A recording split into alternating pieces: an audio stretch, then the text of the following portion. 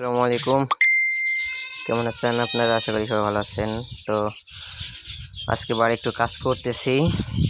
কলের অবস্থা খারাপ ছিল। এই মোটরের লাইনে আপনার ওই একটা নাট ভেঙে গেছিলো, এই জন্য হাওয়া ধরতো, পানি উঠতে খুব কষ্ট হইতো। আর আমাদের বাড়ি তো ফাঁকা জায়গায়, পানির সমস্যা হইলে আর অনেক কষ্ট হয়। এই কারণে ওইখানে মোটরের লাইন আগে ঠিক করছি, নতুন একটা লাগাইছি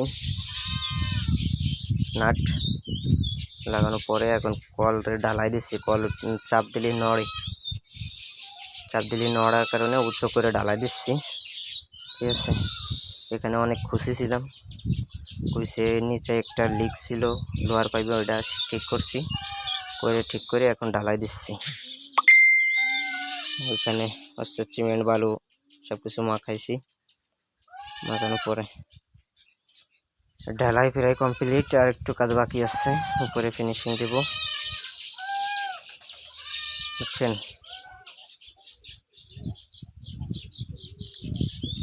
তো আমাদের তো ফাঁকা জায়গায় বাড়ি, সব ফাঁকা, তো যদি পানির সমস্যা হয়, মানে কলের সমস্যা হয়, তাহলে অনেক কষ্ট।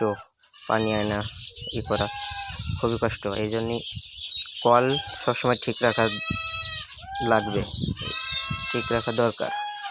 পানির সমস্যা হলেও মারাত্মক সমস্যা, এই কারণে কল আগে ঠিক করতেছি। ঢালাই মোটা করে দিছি যাতে কল আর না নড়ে। একবারে দেখা যাচ্ছে একবারে গোড়াতে মার দিছি। প্রায় ওই যে আপনার টেপ দেখা যাচ্ছে, থ্রেড টেপ।